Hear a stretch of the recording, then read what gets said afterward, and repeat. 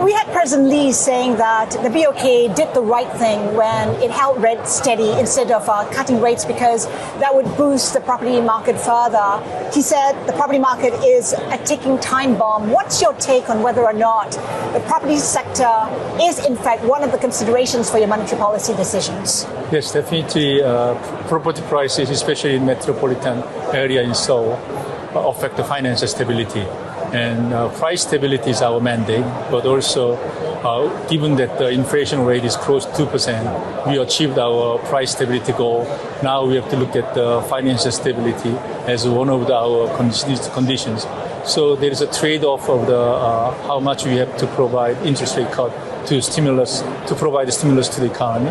On the other hand, we have to also consider how this expectation of interest rate cut affect the land prices, especially housing price in the metropolitan area. So we are actually juggling these two objectives.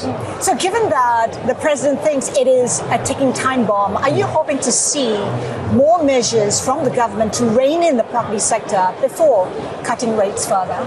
I think from a Bank of Korea's perspective, we don't believe that the monetary policy alone can control the housing prices. But on the other hand, we are mindful that ample liquidity wouldn't throw the fire to the real estate market. We need to coordinate. There are a lot of government policy has to be coordinated, not in the short term, but in longer term perspectives. And I think government is considering new supply policies together with many other policies. So we'll see how it's going to affect. I don't think that it's going to have a very short term impact on the price itself, but at least I hope to see the slowdown of the rapid increase of the housing price in metropolitan area. So the residents has investments. So in that sense, our foreign currency debt level is actually stable, is not big, and all other indicators suggest the strength and soundness of our market. So I'm not worried about financial stability wise, but in that sense, but on the other hand, because of the large movement of the resident portfolio, there is a volatility in the exchange rate itself, and it can be excessive, or we have to see it. Yeah. So as it stands right now, no reason for the BOK to intervene to support the level of the Korean won? Nice try, but I won't comment on it. There's no fair value of the Korean currency at this point in time? We see the volatility, and when we see the excessive movement, we were willing to intervene.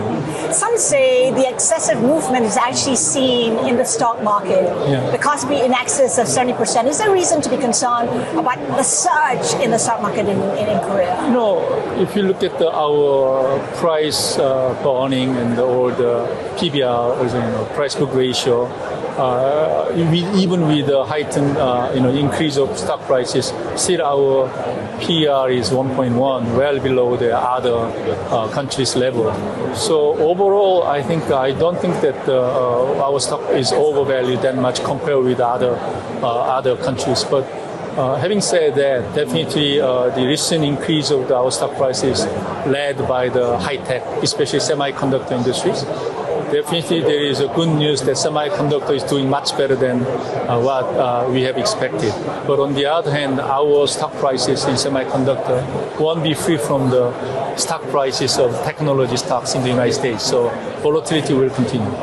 Are there hidden risks? Because as we talk about how the markets are driven mainly by the AI theme, if we see an unraveling, that could be a lot of pain, especially for domestic retail investors in Korea. Actually, that was a hot topic when I was in BIS last week, and how much the stock price generally, especially in this Magnificent Seven or the high technology stock price has overstretched. So it's going to be very hard. There's a lot of discussions. It will be very hard to know which view is correct. But I'm a little bit, relatively speaking, I'm a little bit optimistic and less concerned. Because if you look at in Korea, in AI sector, for example, Korea is very strong in hardware as well as software.